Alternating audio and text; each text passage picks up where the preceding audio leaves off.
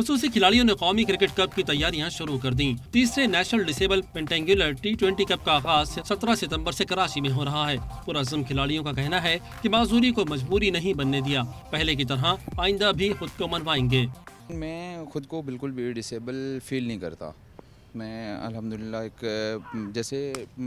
एक नॉर्मल कोई भी इंसान कर सकता है, मैं वैसा कर सकता हूँ। बिल्कुल बड़ा फ़ख्र महसूस करता हूँ कि जब पाकिस्तान की तरफ से नुमाइंदगी करते हुए गैर ममालिक में जाते हैं और पाकिस्तान का झंडा जो है वो फ़ख्र से बुलंद करते हैं। अगर हमें आधा घंटा एक्सरसाइज करना पड़ता है, घंटा तो वैसे हम कवर कर लेते हैं इसको। खिलाड़ियों के मिसाली जज्बे से कोचेस भी मुतासिर नजर आए।